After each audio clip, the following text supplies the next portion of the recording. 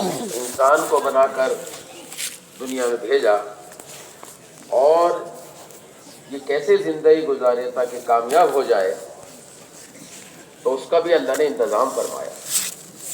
ایک راستہ وہ ہے جو ہم چل رہے ہیں اور اس راستے پہ چل کر کامیابی حاصل کرنا چاہتے ہیں، تجربہ، مشاہدہ۔ اور ایک راستہ وہ ہے جو اللہ کی طرف سے نبی لے کر آتے ہیں، اور اللہ بھی بندوں کو کامیاب دیکھنا چاہتے ہیں اور بندے بھی کامیاب ہونا چاہتے ہیں۔ تو فرق کیا ہے کہ ہم جو راستہ اختیار کیے ہوئے ہیں، اور ایک راستہ وہ جو اللہ تعالیٰ نے ہمارے لیے دوستوں بزرگوں طے کیا ہے۔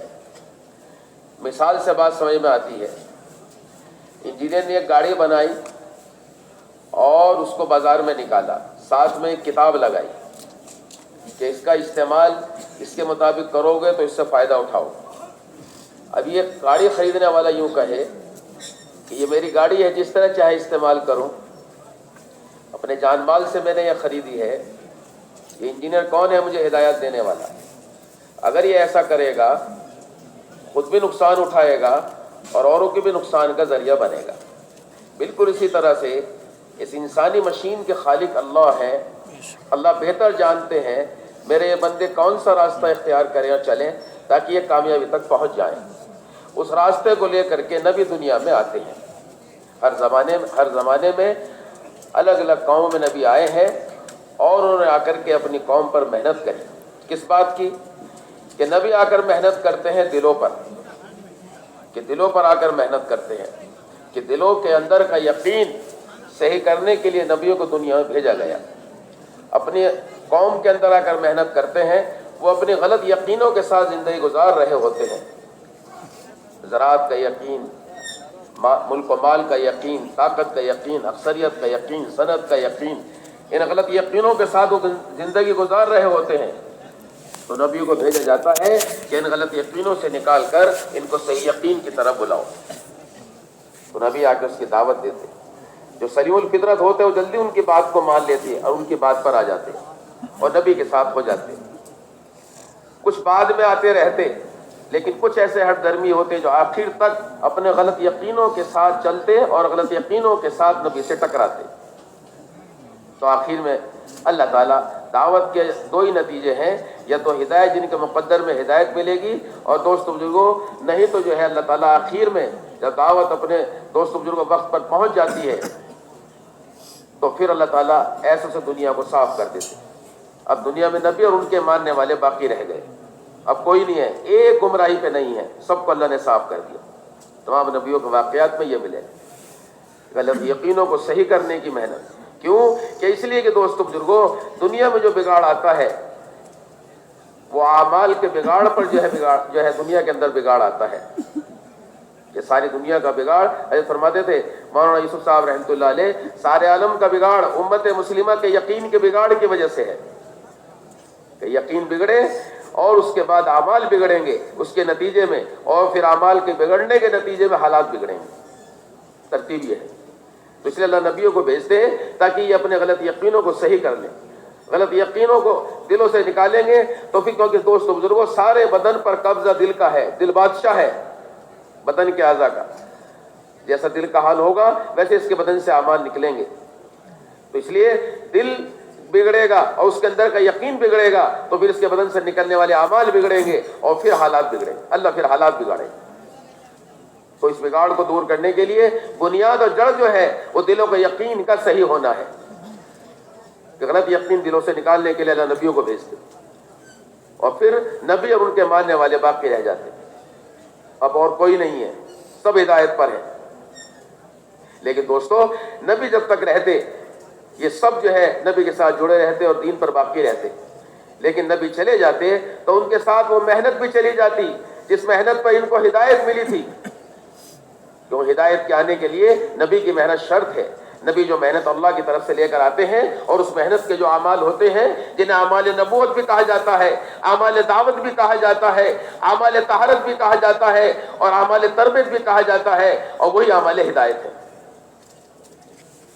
ان اعمال کو لے کر نبی آتے ہیں، اس کے نتیجے میں لوگوں کو ہدایت ملتی ہے۔ اور ہدایت ملنے کے بعد ایسا نہیں ہے ایک بار ہدایت مل گئی چھٹی ہو گئی، بلکہ جب تک وہ محنت باقی رہے گی ہدایت باقی رہے گی، جب وہ محنت نکل جائے گی ہدایت بھی آئی ہوئی ہدایت بھی نکل جائے گی۔ تو نبی اپنے وقت پہ چلے جاتے، نبی چلے جاتے اپنے ساتھ اس محنت کو بھی لے جاتے جس محنت کو لے کر آئے تھے، اور جس کے نتیجے میں یہ ہدایت جو ہے زندہ ہوئی اور یہ امت تیار ہوئی، اور امت جو ہے جو دوستو بزرگوں دین پر باقی رہی۔ لیکن نبی چلے جاتے اس محنت کو بھی لے جاتے، اعمال ہدایت وہ بھی ساتھ لے کے چلے جاتے، بس آہستہ آہستہ شیطان کی کوشش پر یہ سب گمراہی کی طرف چلے جاتے، آہستہ آہستہ گمراہی عام ہو جاتی۔ پھر اللہ ایک نبی کو بھیجتے، پھر آ کر کے وہ محنت کرتے، یہ سلسلہ چلتا رہا۔ نبی آئے، دعوت آئی، ہدایت آئی، نبی آئے، دعوت آئی، ہدایت آئی، نبی گئے، دعوت گئی، ہدایت گئی۔ جیسے ہدایت کے آنے کے لیے نبی کی محنت شرط ہے، ایسے ہدایت کے باقی رہنے کے لیے نبی کی محنت شرط ہے۔ ہدایت والی محنت ہوگی، ہدایت آئے گی، ہدایت والی محنت ہوتی رہے گی تو ہدایت باقی رہے گی۔ تو ان کے محنت کے نکل جانے کی وجہ سے، نبی کے چلے جانے کی وجہ سے دوستو بزرگوں آہستہ آہستہ گمراہی عام ہو جاتی۔ پھر اللہ ایک نبی کو بھیجتے، یہ سلسلہ چلتا رہا کہ نبی آئے، دعوت آئی، ہدایت آئی، نبی گئے، دعوت گئی، ہدایت گئی۔ آپ صلی اللہ علیہ وسلم کے پر اللہ تعالیٰ نے اس ترتیب کو بدل دیا، اب کوئی نبی آگے نہیں ہے، اب آخری نبی ہیں، نبوت کی آخری کڑی ہے۔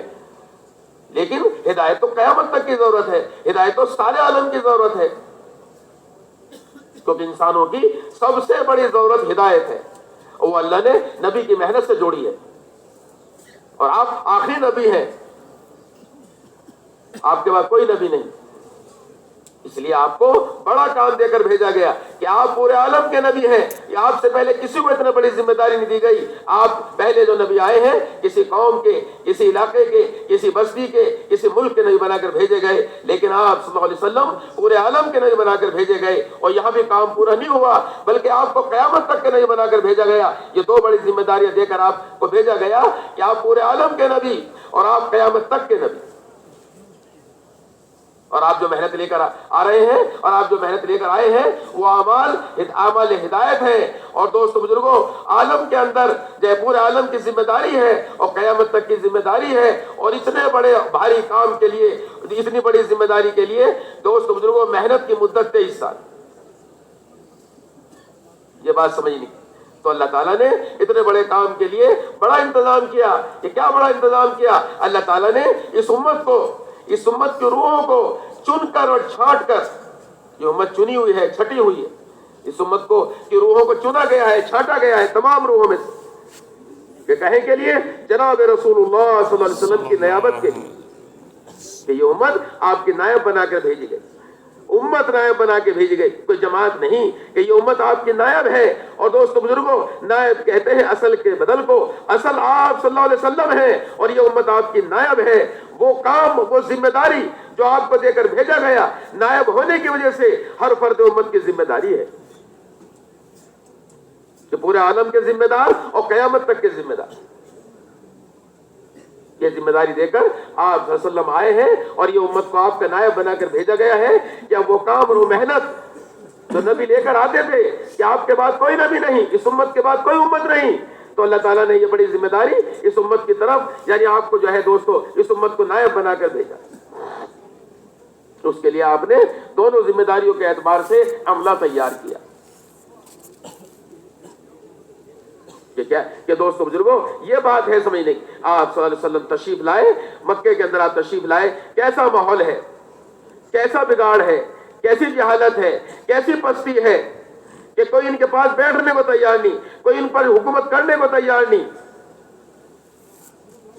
سرحدوں کی اپنی حفاظت کرتے تھے تاکہ یہ ہماری طرف نہ آ جائیں، ان سے مایوس ہو چکے تھی ساری انسانیت۔ ایسا بگاڑ اللہ تعالیٰ یہ بات سمجھانے کے لیے کہ جہاں سے لوگ مایوس ہو گئے ہیں کہ یہ حالت انتہائی درجے کی، پستی میں پڑے ہوئے کہ ان کا کچھ نہیں ہونے والا، یہ رائے سب کی بن گئی، تو اللہ تعالیٰ نے ایسی جگہ آپ صلی اللہ علیہ وسلم کو بھیجا یہ بات سمجھانے کے لیے کہ نبی جو محنت لے کر آتے ہیں اس محنت کی کیا تاثیر ہے، اس محنت کی کیا طاقت ہے، اس محنت میں اللہ تعالیٰ نے کیا تاثیر رکھی ہے، کہ جن سے سب مایوس ہو گئے ہیں کہ اب ان کا کچھ ہونے والا نہیں ہے، وہاں آپ کو بھیجا گیا، وہاں آپ تشریف لائے۔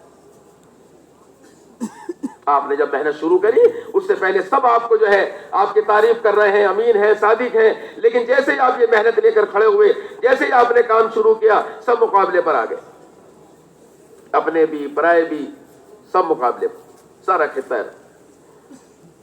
یہ بات سمجھیں کہ جب محنت لے کے کھڑے ہوں گے، محنت شروع کریں گے تو یہ حال کا آنا گھبرانے کی چیز نہیں ہے، کہ بس جمے رہنا ہے، کہ جمے رہو۔ اس لیے آپ کی طرف بھی جیسے آپ نے کام شروع کیا، آپ کی طرف بھی حال ہے، اور آپ کی طرف جو ہاتھ بڑھاتا اور آپ کے ہاتھ میں ہاتھ دیتا اس کی طرف بھی حال ہے۔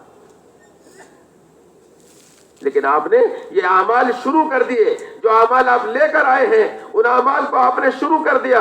دار ارقم کے اندر یہ اعمال شروع ہو گئے، وہاں یہ اعمال اس لیے شروع کیے گئے تھے کہ ان کا جو ہے دوستوں بزرگوں، ذرا مکے سے باہر تھا ان کا گھر، رقم رضی اللہ تعالیٰ کہ آمد رفت لوگوں کی کم تھی، احتیاط کے طور پر وہاں اعمال شروع کیے۔ اعمال چھپ کر ہو رہے ہیں، احتیاط سے ہو رہے ہیں، لیکن اعمال شروع ہو گئے ہیں، اعمال نبوت آ گئے ہیں اور اعمال دعوت شروع ہو گئے ہیں، تو ہدایت بھی ملنا شروع ہو گئی کہ انسانیت کے تینوں طبقے ہدایت پر آ گئے۔ حضرت ابوبکر صدیق رضی اللہ عنہ اور تو ماما خدیجہ رضی اللہ عنہ اور حضرت علی رضی اللہ عنہ آ گئے تینوں طبقے ہدایت پر، کہ ادھر اعمال دعوت شروع ہو گئے، ادھر ہدایت ملنا شروع ہو گئی، کہ یہ ہے ان اعمال کی تاثیر، کتنا بگاڑ ہے اور کیسی جی حالت ہے اور کیسا مقابلہ ہے، لیکن اعمال دعوت شروع ہو گئے، اعمال ہدایت شروع ہو گئے، تو ہدایت ملنا شروع ہو گئی، ہدایت زندہ ہونا شروع ہو گئی۔ اس لیے اعمال یہ دوستوں بزرگوں ذہن میں نہ ہو کہ یہ اعمال ہمیں بنگلے والی مسجد نظام الدین سے بتائے جا رہے ہیں، وہاں یہ اعمال بتائے جاتے ہیں، یہ معمولات کے طور پہ انہیں پورا کرنا ہے، ہرگز نہیں۔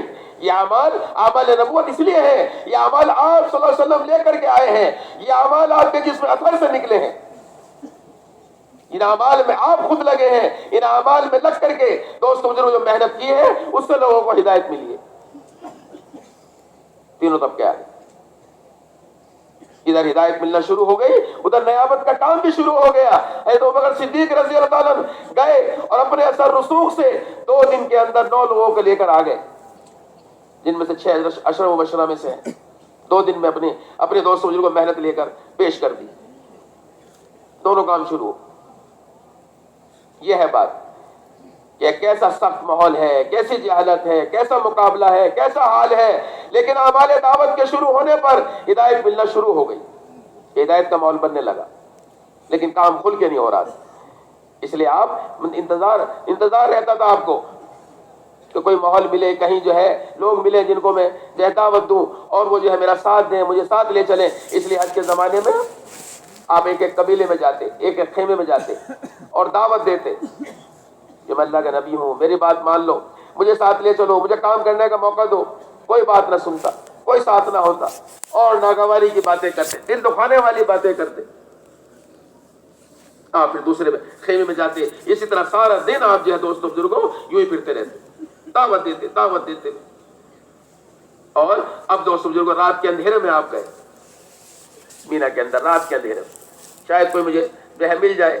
اب گئے تو یہ 6 لوگ ملے مدینے والے، ان کو دعوت دی۔ یہ پہلے سے آپ کو جانتے تھے، آپ کے بارے میں سنا ہوا تھا، فوراً آپ کے ہاتھ میں ہاتھ دی، فوراً دین میں داخل ہو گئے، اور یہ کہہ کر گئے اگلے سال ہم پھر آئیں گے۔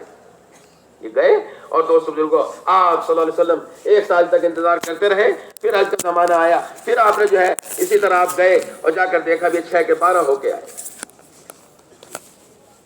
اب آپ نے ان سے جو ہے مطالبہ رکھا کہ مجھے ساتھ لے چلو، اور دوست آپ صلی اللہ علیہ وسلم خود جانا چاہتے تھے، لیکن مدینے والوں نے کہا کہ نہیں، ابھی ہمارے یہاں حالات صحیح نہیں ہیں۔ سنو غور سے، آج ساری دنیا میں کیا حالات ہیں، چاروں طرف گھر میں، بستیوں میں، محلوں میں، علاقوں میں، شہروں میں، ملکوں میں، عالم میں، چاروں طرف جو آوازیں بلند ہیں، حال وہ کیا حال ہے؟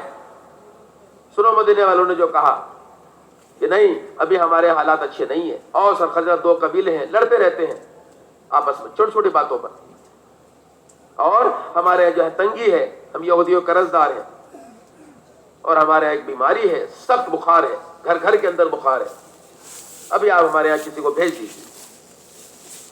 تو پھر آپ نے مکری بنا کر مصعب بن عمیر رضی اللہ عنہ کو بھیجا. یہ مدینے گئے. یہ بات سمجھنے کی ہے بس کہ آج بھی ساری دنیا کے اندر یہ حالات ہیں, چاروں طرف نعرے بلند ہیں, ہائے بیماری, ہائے جھگڑے, ہائے مقدمے, ہائے فساد, اور دوستوں مجھے ہائے تنگی, ہائے قرضے, چاروں طرف یہی آوازیں ہیں اور یہی حالات ہیں.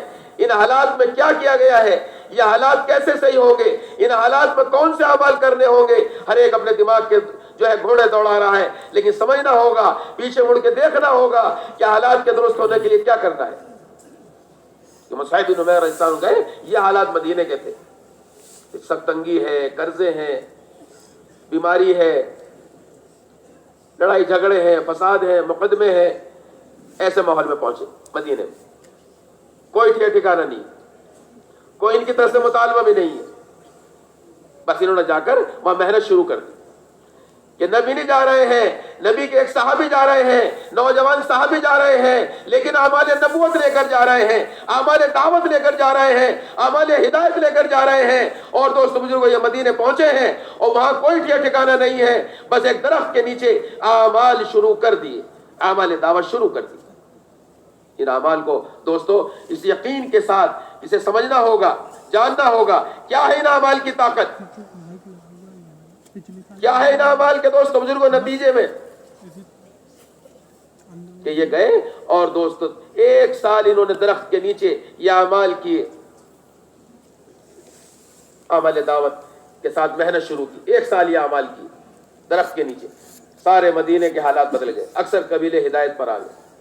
جو لڑ رہے تھے اس بات پر کہ تیرے اونٹوں نے پہلے کیسے پانی پی لیا میرے اونٹوں سے, اس چھوٹی چھوٹی باتوں پر لڑتے تھے, اب آپس میں اس بات پر جو ہے دوستوں بحث ہو رہی ہے. اور یہ جذبہ بنا ہوا ہے اظہار ہمدردی کا کہ ایک بکرے کی سیری آ گئی اور دوستوں بزرگوں سارے مدینے میں چکر کاٹ کے واپس آ گئی. 2 باتیں پتہ چلی, ایک تو یہ کہ سارا مدینہ فاقے سے بھرا ہوا ہے, اور دوسری بات یہ کہ ایک پہلے سے دوسرے سے پہلے کھانے کو تیار نہیں. اظہار ہمدردی, اپنے تقاضوں کو دبا کر دوسروں کو تقاضے کو پورا کرنا, یہ اظہار ہمدردی ہے. یہ کون ہے کہ جو چھوٹی چھوٹی باتوں پہ لڑ رہے تھے, تنگیاں دور ہونے لگی, قرض ادا ہونے لگے.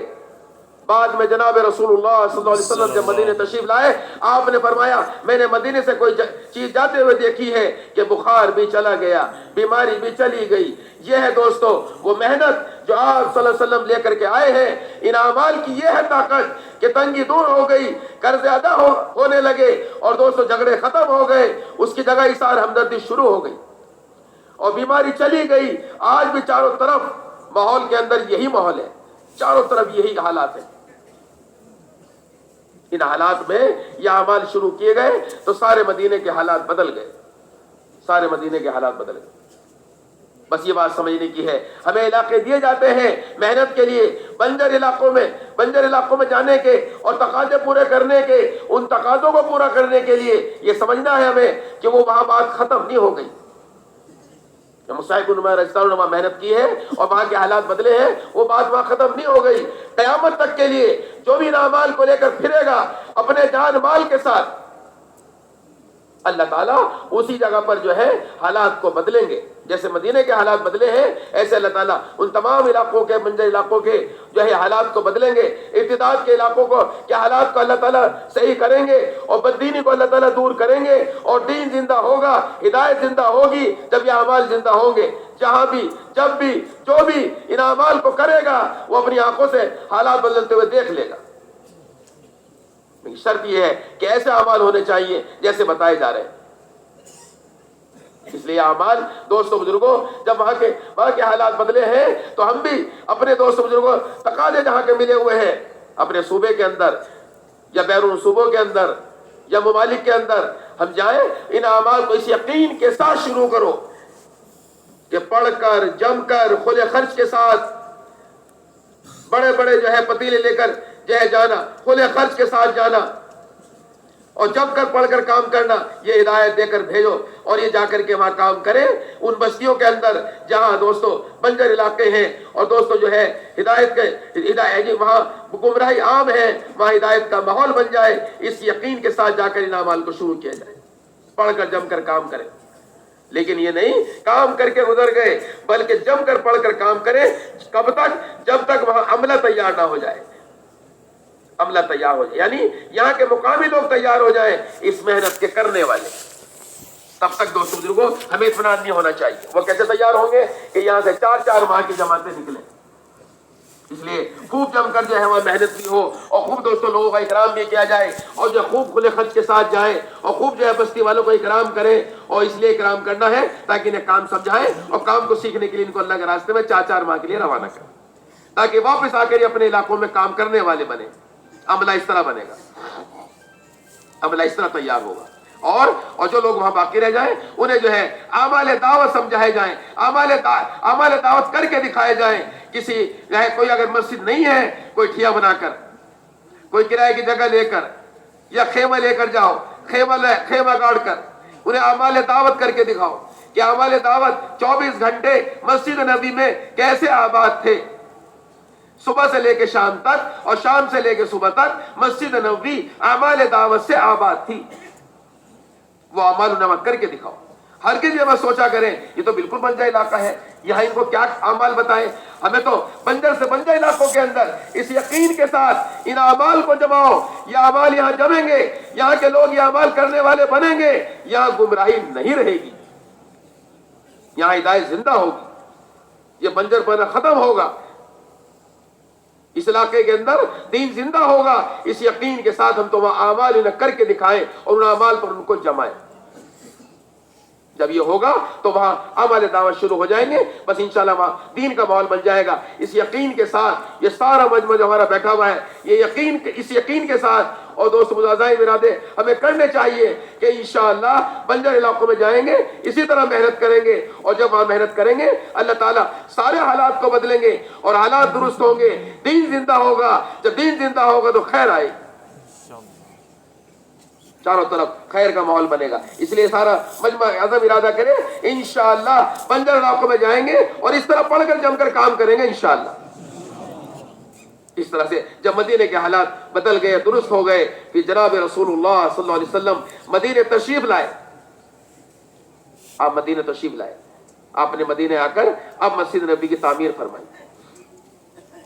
مسجد نبی کی تعمیر بہت سادہ، بہت سادہ، کہ صحابہ پتھر توڑ کے جو لے آئے پہاڑوں سے۔ ایک صحابی جو ہے مسالہ بنانا خوب جانتے تھے، ان سے مسالہ بنوا لیا گیا، دیواریں کھڑی ہو گئی، ستون کے جو ہے تنے کاٹ لائے، انہیں کھجور کے جو ہے تنے کاٹ لائے، ان سے ستون بنا لیے، اوپر جو ہے کھجور کے پتے ڈال دیے، لینٹر پڑ گیا، مسجد نبی تیار ہو گئی، مسجد نبی تیار ہو گئی۔ ایسی کچی مسجد، جتنی بارش باہر اتنی اندر، ایسا سادہ مسجد کہ نہ کوئی دروازہ، نہ کوئی کھڑکی، نہ وضو خانہ، نہ استنجا خانہ، اپنے گھروں سے فارغ ہو کے آؤ، یہاں تک کہ چراغ بھی نہیں تھا۔ 9 ہجری میں پہلا چراغ جلا ہے، تمیم داری رضی اللہ عنہ جو ہے دوستو پہلا چراغ جلایا ہے، نئے صحابی 9 ہجری میں آئے۔ اس سے پہلے کسی کو خیال نہیں آیا کہ یہاں جو ہے چراغ جلنا چاہیے، کہ سب کام میں لگے ہوئے ہیں۔ 9 ہجری وہ ہجری ہے کہ جب سارا خطہ عرب حق سے روشن ہو چکا تھا اور دین زندہ ہو چکا تھا، یہاں تک کہ خطہ عرب سے باہر دین جانا شروع ہو گیا تھا۔ یہ 9 ہجری ہے اور پہلا چراغ 9 ہجری میں جو ہے مسجد نبی میں جلا ہے۔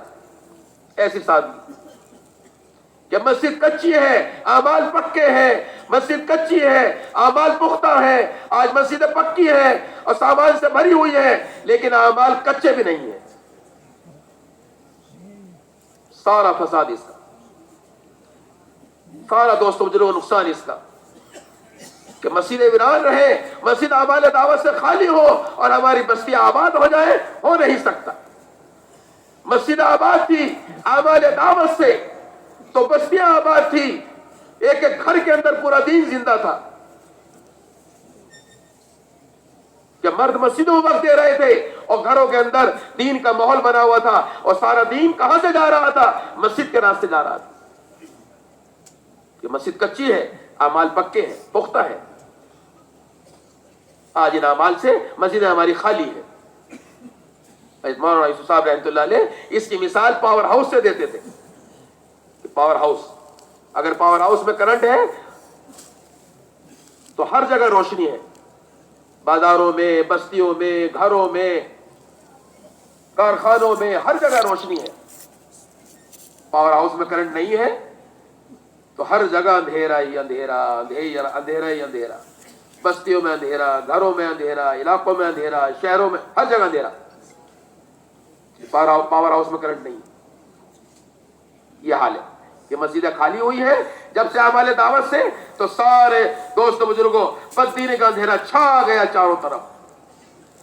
جب مسجد حالانکہ کچی ہے، سادہ ہے، لیکن اعمال ہو رہے ہیں، اعمال پختہ ہو رہے ہیں، مضبوط ہو رہے ہیں، تو چاروں طرف دین زندہ تھا. گھروں میں پورا دین زندہ، بستیوں میں دین، ہر طرف دین زندہ تھا، اور 100% دین زندہ تھا. کہ کسی کی ہمت نہیں جماعت سے نماز چھوڑے، یہاں تک کہ منافق کی بھی ہمت نہیں. ایسا دین زندہ تھا جب مسجد میں اعمال ہو رہے تھے. ایسے پختہ اعمال، ایسے مضبوط اعمال کہ جن اعمال کے ذریعے سے معلم تیار ہو رہے تھے، متعلم تیار ہو رہے تھے، پختہ پہاڑوں جیسے یقین والے لوگ تیار ہو رہے تھے کہ جن کا ایمان چوٹیوں پر. پکے نمازی تیار ہو رہے تھے، 2 رکعت پڑھ کے اپنے سارے مسائل حل کرا رہے تھے. اسی کچی مسجد کے اندر ہونے والے اعمال کی برکت سے مفسر تیار ہو رہے تھے، محدث تیار ہو رہے تھے، قاری تیار ہو رہے تھے، مفتی تیار ہو رہے تھے، عالم تیار ہو رہے تھے، ذاکر تیار ہو رہے تھے اسی کچی مسجد. اور خلیق تیار ہو رہے تھے، عمدہ اخلاق والے. اور سارے عالم میں اس دین کو لے جانے والے بھی اسی مسجد میں تیار ہو رہے تھے. سارے عالم میں یہ سب مسجد میں ہو رہا تھا. جو ان اعمال سے مسجد کو جو ہے دوستو بزرگوں، ان اعمال سے مسجدوں کو آباد کریں گے. جیسے مسجد نبی 24 گھنٹے آباد تھی، تو وہ پھر ماحول وہ بنے گا جو مدینے کا تھا کہ 5 وقت کی نماز ہو جانا بس سمجھتے اسی کے لیے مسجد ہے، بس یہ تصور رہ گیا. حالانکہ ایسا نہیں کہ 24 گھنٹے اعمال ہو رہے ہیں. کہ کون سے اعمال؟ کہ مسجد میں ایمان کا حلقہ لگا ہوا ہے. بڑے بڑے صحابہ جو ہے مسجد کے اندر ایمان کا حلقہ لگائے ہوئے ہیں. حضرت عمر رضی اللہ عنہ، حضرت اسامہ حضرت نے واقعہ نقل کیا ہے کہ آپ ایک دو ہاتھ پکڑ کے لاتے، مسجد میں حلقہ لگاتے اور خود سوال قائم کرتے، پتہ ہے تو میں ایسا کیوں کرتا ہوں؟ تاکہ میرے تمہارے ایمان میں اضافہ ہو جائے. کون فکر کر رہے ہیں ایمان میں اضافے کی؟ اور ایمان کا حلقہ لگا رہے ہیں کہ امت کے ملہم ہیں، کہ ان کی رائے پہ فیصلے آ رہے ہیں آسمانوں سے. میرے بعد کوئی نبی ہوتے، عمر ہوتے، آپ فرماتے ہیں صلی اللہ علیہ وسلم.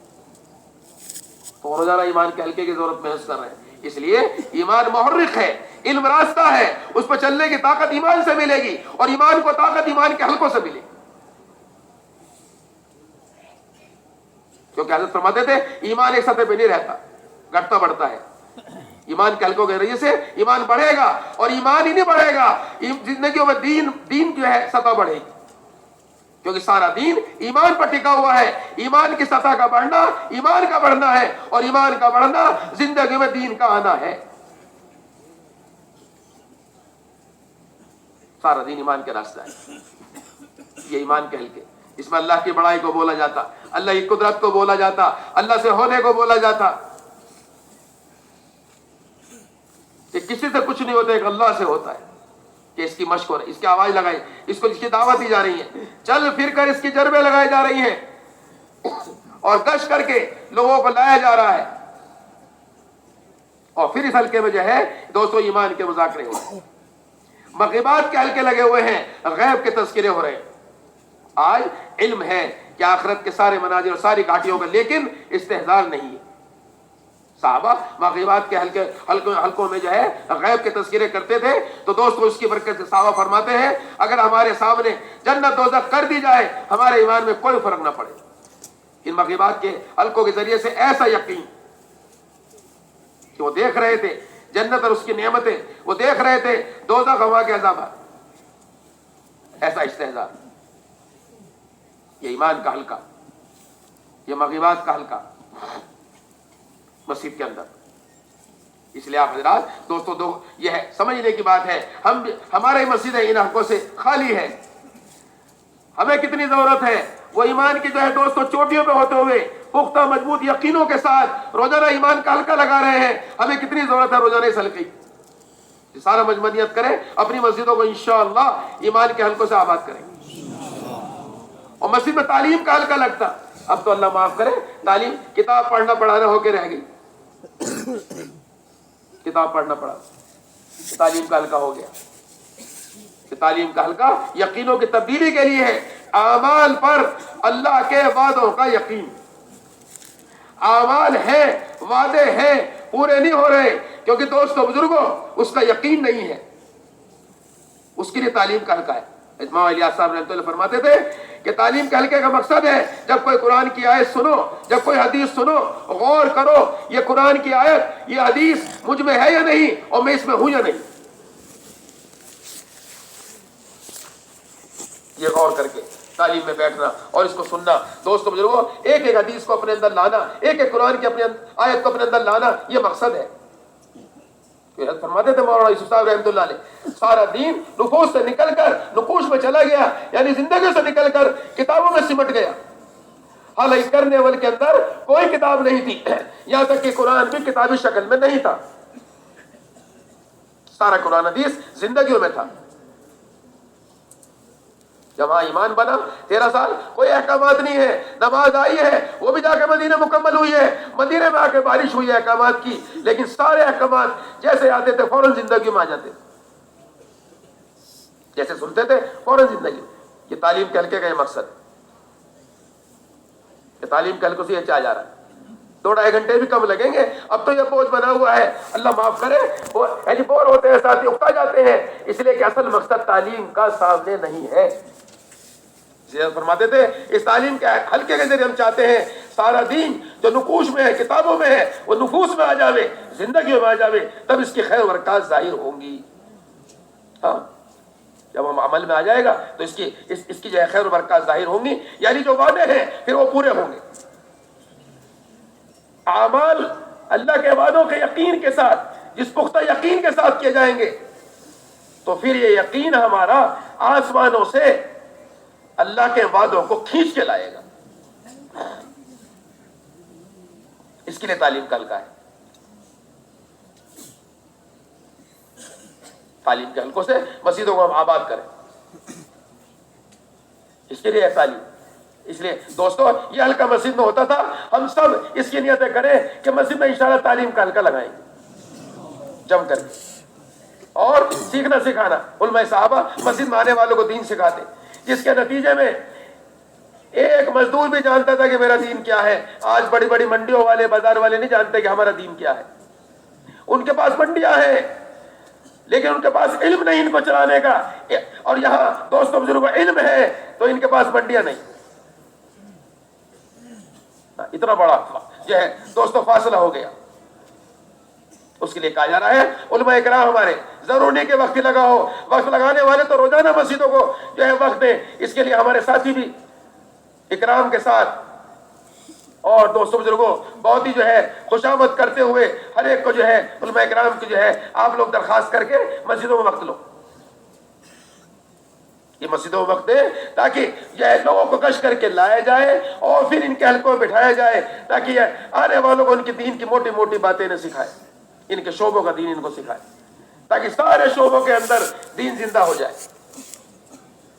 یہ شعبے چلانے کے لیے نہیں تھا، شعبوں کو چلانا کمائیوں کے لیے نہیں تھا، بلکہ شعبے اس لیے تھے کہ دین کے تعارف کے لیے، کہ حضور پاک صلی اللہ علیہ وسلم دوستو بازار کیسے ہو، منڈیاں کیسی ہو، اور جو ہے دوستو دکاندار کیسا ہو، تاجر کیسا ہو، ملازم کیسا ہو، کاشتکار کیسا ہو، جو پورے دین کے ساتھ چل رہے ہیں شعبوں کے اندر. یہ مقصد تھا. تو اس سے دوستوں بزرگوں اس راستے سے لوگ جو ہے قریب ہوتے تھے اور اس راستے سے لوگ جو ہے پلٹا کھاتے تھے حق کی طرف.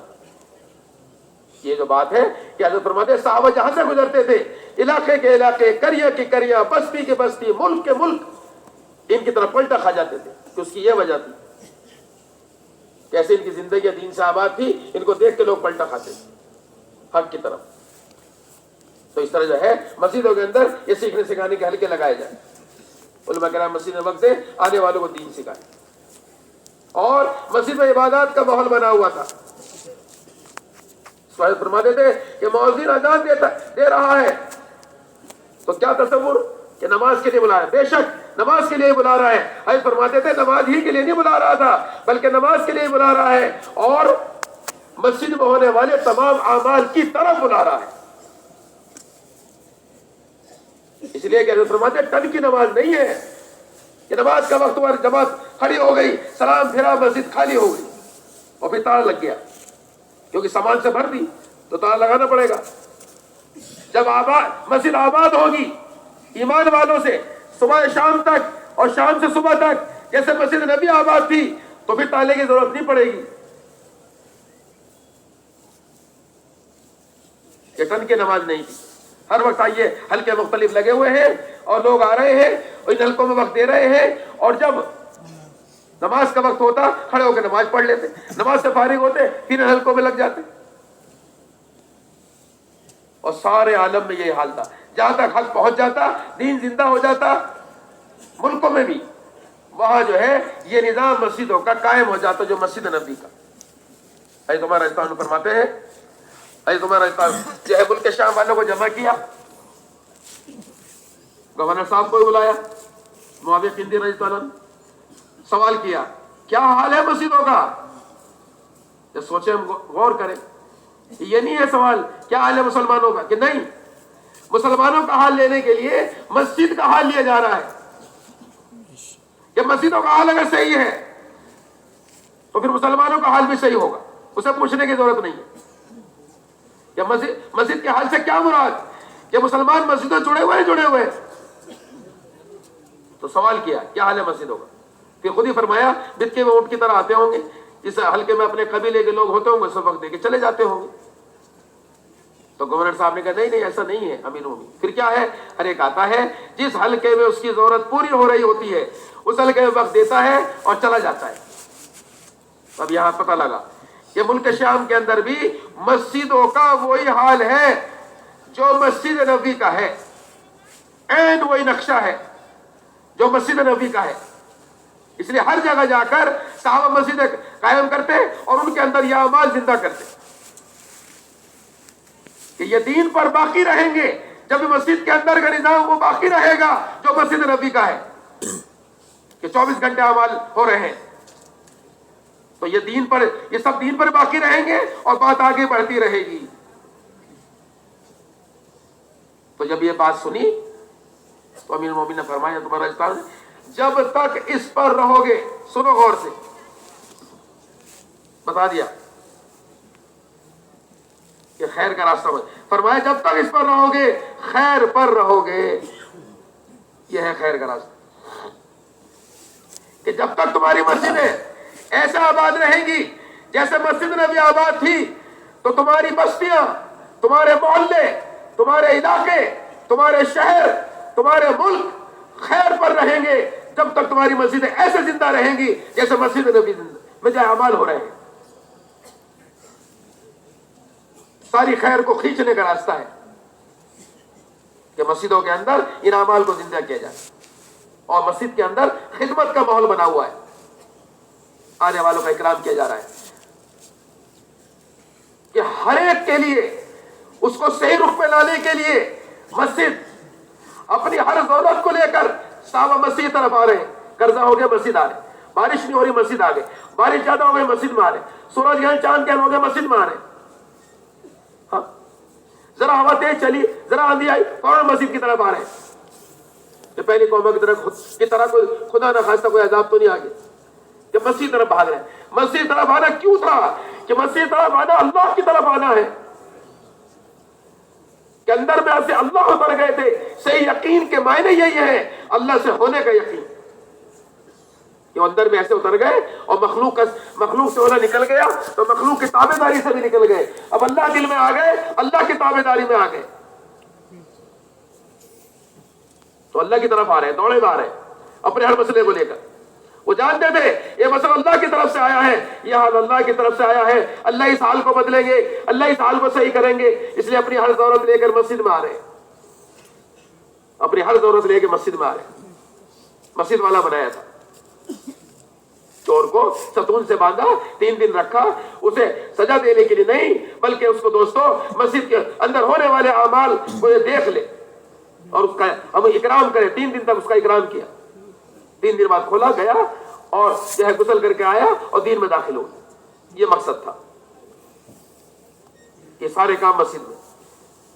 وقت ثقیف سخت دل لوگ زکوٰۃ کا, نماز کا, دین کی محنت سب کا انکار کر دیا تھا. یہ نہیں کر سکیں گے, لیکن ان کو مسجد میں خیمہ لگایا گیا. اس لیے مسجد میں رکھا گیا تاکہ ان کے دن نرم پڑ جائیں ان اعمال کے لیے. بس جب مسجد میں رکھا گیا, مسجد اعمال مسجد سے ان کے دن نرم پڑ گئے. یہ تیار ہو گئے نماز کے لیے, زکوٰۃ کے لیے, دین کی محنت کے لیے تیار ہو گئے. یہ سارے کام مسجد میں. ان سارے کاموں کے لیے مسجد ایسا مسجد سے جوڑا گیا تھا. اور ان اعمال کو کرنے کے لیے صحابہ مسجد میں وقت دے رہے تھے. فرماتے 3 ترتیب کے ساتھ, پورے وقت والے, آدھے وقت والے, تہائی وقت والے, کم سے کم تہائی. یہ بڑی تعداد تھی جو پورا وقت مسجد میں دے رہے تھے. حضرت کی ہدایات میں ہے 12 گھنٹے دو مسجد کو. یہ کیسے؟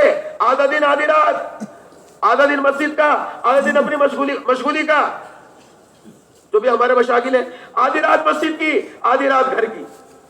12 گھنٹے یوں دو مسجد کو. اور یہاں تک کہ جوڑیاں بنائی ہوئی تھی. حضرت عمر نے اپنی جوڑی بنا رکھی تھی ایک انصاری کے ساتھ. کیسے؟ ایک دن میں رہوں گا اور تو کام پر رہنا, ایک دن میں کام پر ہوں گا تو مسجد میں رہنا, تاکہ مسجد کے حال سے ہم واقف رہیں, باخبر رہیں. یہ کیا ہوا مسجد میں آج؟ اور کم سے کم تہائی, اور تہائی بنتا ہے 8 گھنٹے. اس پہ سارا مجمع نیت کرے کہ انشاءاللہ ہمیں تہائی دینا ہے اس کام کے لیے. ہاں, مولانا یوسف صاحب رحمۃ اللہ کی تحقیق ہے کہ صحابہ کا سالانہ خروج کا اوسط 6 سے 7 مہینے تھا. 6-7 مہینے صحابہ اللہ کے راستے میں ہے, 5-6 مہینے مقام پر ہے. بس یہ تو خروج کا اوسط ہے. اس لیے کم سے کم ہر سال کے 4 مہینے کی سارا مجمع نیت کر لیں انشاءاللہ. اور ہر امتی سے ہر سال کے 4 مہینے مانگو, نئے سے مانگو. 4 ہی مہینے کی تشکیل. عملہ بنے گا 4 مہینے لگا کر, عملہ بچے گا 4 مہینے لگا کر. عملہ تیار ہوگا 4 مہینے لگاتے ہوئے. اور 2 مہینے پرانے ساتھی نظام الدین دے ہر سال اصل کی طرف دوڑو کہ جہاں سے اللہ نے کام شروع کیا ہے. اور انشاءاللہ فرماتے تھے مولانا الیاس صاحب رحمۃ اللہ, اتنی قربانی دی جا چکی, اس کے اثرات اس 4 دیواری میں قیامت تک باقی رہیں گے انشاءاللہ. وہاں سے کام چلا ہے, وہاں سے کام لینا ہے, وہاں سے کام پھر لے کر ساری دنیا میں کرنا ہے. 2 مہینے کے لیے وہاں دے رہا ہوں. یہ تو خروج ہو گیا. اور مسجد کے لیے کم سے کم تہائی 8 گھنٹے اور مہینے کے 10 دن. ہر مسلمان سے مانگو, بالکل نہ جھجکو. ساری دنیا تشکیلیں کر رہی 24 گھنٹے کی. 24 گھنٹے کی دکانیں کھل گئی. حالانکہ مقدر کا ملے گا چاہے جتنے زور لگا لے. وہاں مقدر پر ہے اور یہاں مقدر مجاہدہ ہے. اور یہاں جو ہے 2 ملاقات 3 ملاقات کے نام پر ہمارا جو ہے سارا کام سمٹ کے رہ گیا.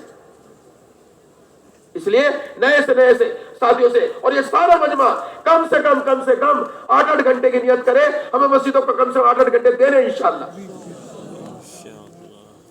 کم سے کم 8 گھنٹے. اور 24 گھنٹے سے کم پر ہم, اب دوستوں بزرگوں ہمیں اطمینان نہیں ہونا چاہیے. بہت زمانہ ہو گیا آواز لگتے ہوئے, ہاں جی 1 وقت ہو رہی, 2 وقت ہو رہی ملاقات ہے. اس سے کیا کام چلے گا؟ اس سے امت بنے گی؟ بنانی امت ہے. اس محنت سے دوستوں بزرگوں پہلے بھی امت بنی ہے. حضور پاک صلی اللہ علیہ وسلم نے امت بنائی ہے.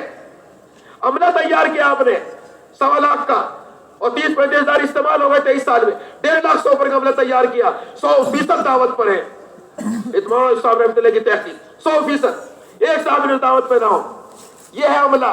ایسا عملہ تیار کیا اپنے علاقوں میں, اپنی مسجدوں میں, اپنے شہروں میں, اپنے ضلعوں میں, اپنے صوبوں میں. ایسا عملہ تیار کرو. یہ عملہ ایسے تیار ہوگا. ہر سال کے 4 مہینے, مہینے کے 10 دن, روزانہ کے 8 گھنٹے. امت بنانی ہے. ایک فرد امت کو مسجد جوڑنے کے لیے ہماری ملاقات صبح ہو گئی, میرے پاس صبح خالی وقت ہے, تو اس سے تو نہیں کچھ ہونے والا. امت بنے گی جب اپنے فارغ وقت کو ہم جو ہے اپنے وقت کو فارغ کریں گے, امت کے فارغ وقت کو وصول کرنے کے لیے. ہم نے فارغ وقت دے دیا، اس سے نہیں کام چلے گا. اب تو اس پر آؤ، ہر مسلمان سے جب بھی وقت دے، آدھی رات کو وقت دے وہ، ہم اس کے وقت کو وصول کریں گے. اور 8 گھنٹے مانگو، ہر ایک سے 8 گھنٹے مانگو، اور 24 گھنٹے آبادی کی نیت کرو انشاءاللہ. صبح شام تک ایسے مسجد آباد کی 8 گھنٹے کی نیت کرو. 8 گھنٹوں میں جو ہے 4 جماعتیں 5 جماعتیں کم سے کم بناؤ. ایک جماعت فجر کے بعد، ایک جماعت ظہر بعد، ایک جماعت عصر کے بعد، ایک جماعت مغرب کے بعد، ایک جماعت عشاء کے بعد، ایک جماعت دیر رات تک مل جل کر. کوئی 3 وقتوں میں، 4 وقتوں میں، 5 وقتوں میں، صبح شام تک. کوئی وقت مسجد میں ایسا نہ ہو کہ مسجد اعمال دعوت سے خالی ہو. ایسا تقسیم کرو اپنے وقتوں کو، اور 5-6 جماعتوں میں جو ہے ساتھی تقسیم ہو جاوے. اور یہ اعمال جو بتائے گئے ہیں ان اعمال کو مسجد میں کریں. ہاں ایک بات ضرور اہم ضروری مجھے عرض کرنی ہے کہ ہمارے گشت چکر لگانے کا نام ہو کے رہ گئے چکر لگا کے آ گئے. یہ کوئی گشت نہیں ہے. ہمارے گشت تو دوستوں میاں جی محراب فرماتے تھے ہمارے رحمت اللہ نے، ایسے گشت کرو کہ دو باتیں فرماتے تھے کہ گشت کے معنی یہ ہے مسجد بھر جائے، محلے میں ہلچل ہو جائے. یہ ہے گشت. اب تو گئے چکر لگا کے آ گئے، اور لوگ استغفار ہو گیا. وقت یہ وقت کا نہیں مسئلہ ایک ایک مسلمان تک پہنچنا اور ایک ایک مسلمان کو اللہ سے جوڑنا، مسجد تک لانا خوشامد کر کے. یہ کیسا ہوگا؟ خوشامد سے ہوگا. خوشامد کرو. ہمارے ساتھ جھجکتے ہیں خوشامد کرتے. ہاں اللہ جو ہے غنی کی رحمت کرے. میاں جی محراب اللہ تعالیٰ نے دیکھنے کا موقع دیا کہ باہر نکل گئے گشت والوں کے ساتھ. 3 مسلمان اس سے بات کر رہے، متکلم خود بھی آگے بڑھ گئے. ایک کی ٹھوڑی میں ہاتھ ڈال کے مسجد طرف لے آئے، ایک کے ہاتھ پیر دبا کر اور ایک کو سینے سے لگا کر. تینوں آگے. مسجد بھر گئی تھوڑی دیر میں. مسجد بھر جایا کرتی تھی. یہ خوشامد سے ہوگا. مولانا صاحب رحمۃ اللہ فرماتے تھے ایسے لوگ مسلمانوں کو ان کے ٹھکانوں سے نکال کر، جیسے آگ لگ گئی ہو، سیلاب آ گیا ہو، لوگ گڑھے میں گر گئے ہو، جیسے ان کو نکالا جاتا ہے جان پر کھیل کر، انہیں بچے ایسے لاؤ ایک ایک کو جو ہے نقد مسجد میں ہم خوشامد کر کے لاؤ. یہ سوچا کرو ہماری طبیعت میں تما ہے نا لالچ. یہ سوچا کریں اگر میں 10-20 کو لے آیا خوشامد کر کے کیسے بھی کر کے، اور یہ مسجد میں آ گئے اور انہوں نے اعمال میں شرکت کر لی اور ان کو ہدایت مل گئی جو یقینی چیز ہے تو میں ان کی زندگی پلٹ جائیں گی، انہیں ہدایت مل جائے گی، میرا بھی بیڑا پار ہو جائے گا. یہ سوچا کریں. صحیح حدیث ہے جس کا قدم اللہ کی طرف اٹھوا دیا اللہ کی رحمت اس کی طرف دوڑ گئی. جب آنے والی طرف رحمت دوڑ رہی ہے، لانے والی طرف کیا رحمت ہوگی. ایسے نام ہے خوشامد کر کے ایک ایک مسلمان کو انہیں ان کے ٹھکانوں سے نکال کر، پارکوں سے، ہوٹلوں سے. یہ والا گشت زندہ کریں. ہم اس والے گشت کو زندہ کرو گے نا انشاءاللہ. ہاں اس میں جھجک نہ ہو. تمام نبیوں کی سنت حضور پاک صلی اللہ علیہ وسلم دیکھو صحیح کیا مقام، اللہ کے بعد مقام ہے، لیکن مکے کے اندر ایک ایک کی خوشامد کر رہے ہیں. روایتوں میں آتا ہے ایک ایک کے پاس جاتے، وہ اتنی بری بھلی کہتا، اتنا ستاتے، کانٹے بچھائے جا رہے ہیں، اوجڑی رکھی جا رہی ہے، ستایا جا رہا ہے، لیکن آپ پھر بار بار جا رہے ہیں. وہ تو ایسی خوشامد کر رہے ہیں. ہم گشتوں میں جو ہے دوستوں جھجکتے ہیں، تو خوشامد کر کے مسجدوں میں لاؤ، پھر ان کو لے کے بیٹھو، پھر ان کو دعوت دو. 4 مہینے کی تشکیلیں کرو، روزانہ گھروں میں اعمال کی دعوت دو، 5 اعمال کے ساتھ تعلیم، اور روزانہ جو ہے مسجد کو وقت دینے کی تشکیل کرو، اور اپنے بچوں کو مکتب بھیجنے کی تشکیل کرو. یہ والے گھر زندہ کرو. صبح شام تک کرو گے نا انشاءاللہ. اور رات کو بھی مسجد آباد تھی. 24 گھنٹے دن رات مل کے بنتا ہے. جن ساتھیوں نے 5-6 جماعتیں دن میں بنائی، 3-4 جماعتیں یہ رات کو بنا لیں، 10 سے 12، 12 سے 2، 2 سے 4، تاکہ ساری رات مسجد میں آباد ہو. مسجد نبوی کی طرف، جب مسجد نبوی کے اندر صحابہ نے آدھی رات تقسیم کر رکھی تھی. جو اذان ہوتی تھی، جو اب بھی ہوتی ہے، وہ اس لیے حضرت فرماتے اس لیے ہوتی تھی جو گھر میں ہے مسجد میں آ جائے، جو مسجد میں ہے گھر چلے جائیں. آدھی رات ہم 2-2 گھنٹے کی، 1-1 گھنٹے کی ترتیب بنا لو، تاکہ تسلسل 3-4 جماعتیں بنا لو. اور رات کے اعمال بتاؤ کیا ہے. دیر رات جو ملاقاتیں ہیں وہ بھی کرنی ہے. بہت سے لوگ دیر رات کو ملتے ہیں، فارغ ہوتے ہیں، انہیں لانا ہے، انہیں لے کے بیٹھنا ہے، ان کا ذہن بنانا ہے. نمازوں کا اہتمام کریں، لمبی لمبی دعائیں مانگو. ہاں امت کے لیے مانگو، امت کی ہدایت مانگے، عملہ مانگے، ساتھیوں کو مانگو، ان کی استقامت مانگو، انہیں ساتھ لے کے چلے. اور ذکر ہے، تلاوت ہے، قرآن کے حلقے ہیں. یہ رات کے اعمال ہے. اس طرح 3-4 جماعتیں رات کی بن گئے. 24 گھنٹے کی مسجد ترتیب ہو گئی. 24 گھنٹے مسجد آباد. جب اس طرح مسجد آباد ہوں گی، حضرت فرماتے تھے کہ تمہاری بستیاں خود بے خود مدینہ منورہ کی طرح آباد ہو جائیں گی انشاءاللہ. تو یہ آباد کرو گے اس طرح مسجد، 24 گھنٹے آباد کرو، تب امت بنے گی، تب مسئلہ حل ہوگا. تو بتاؤ کون کون تیار ہے اس کے لیے انشاءاللہ؟ اور تہائی کی تشکیل ہماری اپنی بھی اور ہر مسلمان کی، 4 مہینے 10 دن 8 گھنٹے 10 دن لگاؤ، خروج بڑھاؤ، 1 جماعت 2 جماعت 3 جماعت، کیا ہوگا اس سے؟ 3 جماعتیں لے کے جاؤ، 10 دن دے دیے، 9 دن ہو گئے، ایک دن تقاضے پہ لگا دو، نئے مسلمانوں کو لے کے جاؤ، 2 کی جوڑی بنا لو، ہلچل ہو جائے گی پورے محلے میں، سیر ہو جائے گا، اعتبار سے نمازی بڑھ جائیں گے۔ اس طرح سارے اعمال انشاءاللہ ہمیں جو ہے اپنی مسجد میں زندہ کرنے ہیں، یہ سارے اعمال کرو گے نا؟ اس کے لیے تیار ہو سب؟